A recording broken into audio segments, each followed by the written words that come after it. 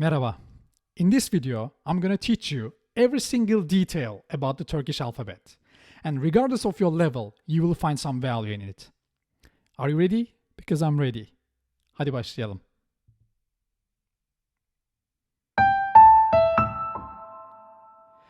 We had talked about how and when we switch to the Latin alphabet in the previous video. If you haven't watched it yet, you can still watch it after this video. Evet, we have 29 letters in Turkish alphabet. Ç, yumuşak G, I, I, Ö, Ş, and Ü might be new for you. Also, this guy is not T or S. It's just J, as in jam. We have these 8 vowels, and anything other than these vowels are considered consonants. This information will be useful. Please note it. Evet, let's start. A, as in cup. Adam, ağaç, yaz. B, as in big. Bahçe, bebek, sembol. C, as in cam. Cep, cami, pencere. Ç, as in chat. Çadır, çilek, keçi. D, as in deep. Duvar, dede, ada. Evet. E, as in fake and cat. Okay, when I said we had 8 vowels, I lied. We use the letter E also for A sound. And we sometimes switch from one to another, as in eldiven, şeker, melek. As you can see, where you pronounce E or A in these examples is pretty random. This means you have to learn what type of E to use in pronunciation. But as soon as you attach suffixes to these words, you start to follow some rules. Şeker. As you can see, the first one is a normal E and the second one is A. Şeker. But when we attach a suffix beginning with a vowel, this A sound becomes the normal E again. Şekere. Not şekere. Şekere. Şekerin, not şekerin. Şeker, şekere, şekerin. But if we attach a suffix beginning with a consonant, nothing changes and we keep the A sound as is. Let's see that too. Şekerde. After A, the suffix that we attach to the word şeker begins with a consonant. So we keep the A in pronunciation. Şekerler. Again, after A, the suffix that we attach is a consonant. So we keep the A in pronunciation. We have one more A here in this suffix. Let's see what happens to it if we attach a suffix beginning with a vowel. Şekerleri, not şekerleri. Şekerleri. It changed to E because of the suffix E at the end. Okay? Because it's a vowel. Let's move on. I know. It looks like a total mess from a learner's point of view. But don't worry, no one expects you to pronounce them perfectly. If you don't know which A to use, just go for the normal A. It's the safe spot. So instead of şeker, you can say şeker. It's okay. You will be understood. But as soon as you notice the A sound in the pronunciation of some words, note them and stick with them. You will sound more natural by doing so. Okay? So say you met this word for the first time, which you probably did. How will you pronounce it? İpek. Doğru. How about this? Tehlike. Doğru. And this? Sel. Sel. Sel. Not sel. But as I said, it's okay. Why is it okay? Because I probably already have mispronounced some words until here in this video, and you got me perfectly. I hope you got me perfectly though. You got me perfectly, so we will also understand you. Tamam? So let's move on. Evet. F. F. As in fear and photo. Fil. Fırın. Hafıza. G. G. As in get and goal. Güneş. Garaj. Bilge. Yumuşak G. As in nothing in English. First of all, no word in Turkish begins with letter soft G. If you ask Turkish people to articulate the soft G sound, they would pronounce it like which it is actually. But as we don't have a real structure in the vocal tract, it is not considered a consonant for most linguists. But it still is a consonant in Turkish grammar. Remember, we have 8 or 9 vowels in the alphabet, and the rest of the letters are consonants. So what does this strange-looking letter do? Lengthens the back vowels that precede it, as in ya and muğla. And it's either silent or pronounced ye with the front vowels that precede it, as in iğne and değil. As for öğün, it doesn't lengthen anything here. It's just silent. Okay? In fact, pragmatically, from a beginner's point of view, it's just silent and it mostly lengthens the vowels preceding it. If you want to deep dive in this rabbit hole, then go check the examples on Wikipedia. They're amazing. Tamam. G, yumuşak G, H. H. We do not have H in standard Turkish. Harita. Herkes. Merhaba. Ü. Ü. As in frightened and higher in English. How? If I didn't speak any English and you asked me to write these words down, I would write them like this. Frightened, higher. I should also mention the German pronunciation of Volkswagen. It sounds like a clear Ü to me. Volkswagen. If these examples still do not work, try this method. Leave out the letter Ü and try to pronounce the word yıldırım as yıldırım. Yıldırım. Now slower. Yıldırım, yıldırım, yıldırım, yıldırım, yıldırım. Did it work? No? If it didn't work, make sure to pronounce the dark L. Otherwise, the light L will cause you to pronounce it like yıldırım. Le. Pronounce le. Same goes for the word kırmızı.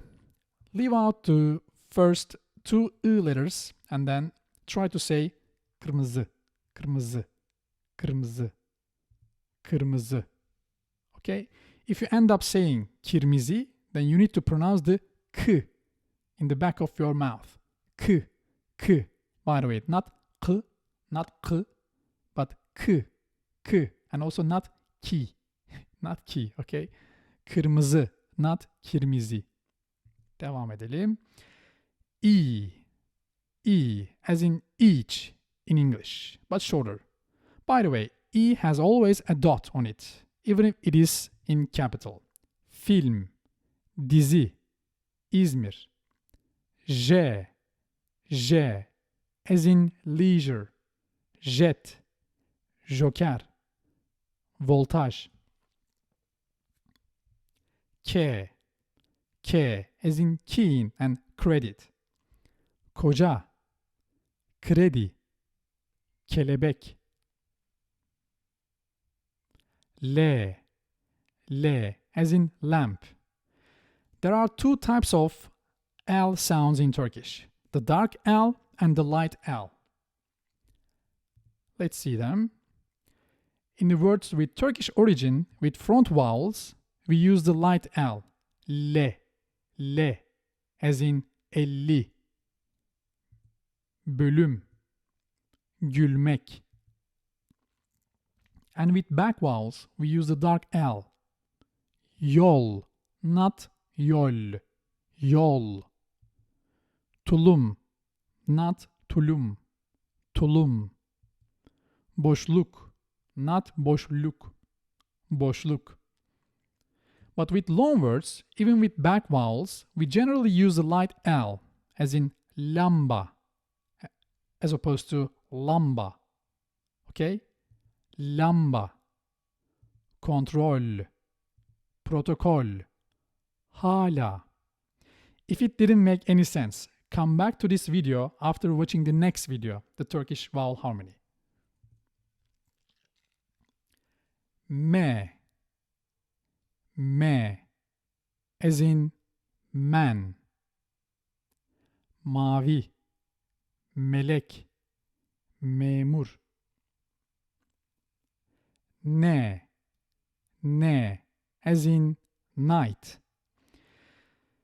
Okay, if you ever hear in series, in movies, or in real life, a nge sound like the combination of N and G, nge sound like in pronunciation of the brand Samsung in Korean.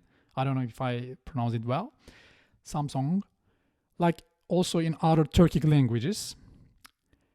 We do not have this sound anymore in the standard Turkish. It only lives in local dialects. Tamam? So if you hear it, that means that person is speaking with a dialect in a movie or in real life.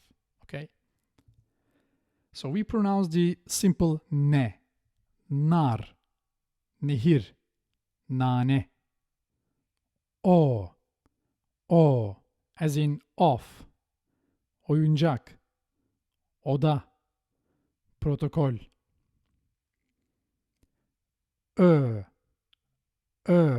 as in earn, learn, and church in English. Okay, don't judge me here. I don't say they are the same, but they are very similar. So it can be a starting point for you. Ördek, örümcek, göz. P, as in pear. Panda, pil, kapı. Evet, another problematic one. But who knows? Maybe you're here just for this one because it's that important. You are struggling and you want to hear how it's pronounced. Listen carefully because it sounds different in different parts of the word. Okay? Reçel, erik, yıldırım, peynir. Okay? Let's see how it sounds at the beginning of words. Rahat, rahat, reçel, rıza, risk, ruh, roket, röportaj, rüya, Ramazan. You probably noticed, but it's not like re, okay? It's more like re, r, r. There's a subtle vibration. You feel it? R. Okay, let's see how it sounds in the middle of the words. For example, aldırmak. Aldırmak. Again, yıldırım. Yıldırım. Goril. Veri. Kontrol. Dürüm. Ankara. Para. Börek. Okay, you noticed it. It sounds like re this time, but not as strong as Spanish or Russian re. Tamam? Re. Okay, now let's see how it sounds at the end of words. But please listen carefully. Originally, it's just like the re at the beginning. But when we produce these words, we inhale some air, and that air in our mouth needs to come out like motor, motor, fakir, fakir, peynir, mor, hamur, bir, demir, döner, İzmir. So that airflow causes a subtle whistle, and beginners confuse it with sh sound. In order to understand this re sound that we create at the end of words and sentences better, check the R sound in Czech language on YouTube. They are pretty much the same sounds. But as always, you do not have to imitate us. Don't push it hard until it comes naturally. In order to see how it changes, let's use the same word with different suffixes. Peynir, peynir, peynirler, peynirler. Did you feel it? That re at the end of peynir now, as it's in the middle with the suffix ler, it sounds more like re. Peynirler, peynirler, peynirler. Okay? It's, as I said, it's subtle. It's never so strong. None of them is so strong. Like re, it's not so strong. Re, not so strong. They're all subtle. Peynirlerim, peynirlerim, peynirlerim. Do you see? Peynirlerim. But it's not like peynirlerim. Peynirlerim, peynirlerim. Okay. Now, se, as in seven. Sahil, sevgi, susmak. Şe, as in sheep. Şemsiye, şurup, şişe. T, as in time. Tahta, terlik, tutmak. U, as in put and foot, but shorter. Uçak, ulus, uyku. Ü, as in you. This is the closest one I found. Üzüm, ümit, müdür. Like you. I hope it makes sense. Okay? And then ve, as in very. Vazo, valiz, yavaş. Ye, as in yellow. Yağmur, yeşil, heyecan. Ve z, as in zoo. Zürafa, zeytin, boğaz. Well, thank you for watching. I just wanted to create a reference video that you can come back to when you have questions about the letters and their pronunciations. In the next video, I'm going to teach you the vowel harmony. Ironically, this video will make more sense after watching that video. See you in that video. Görüşürüz.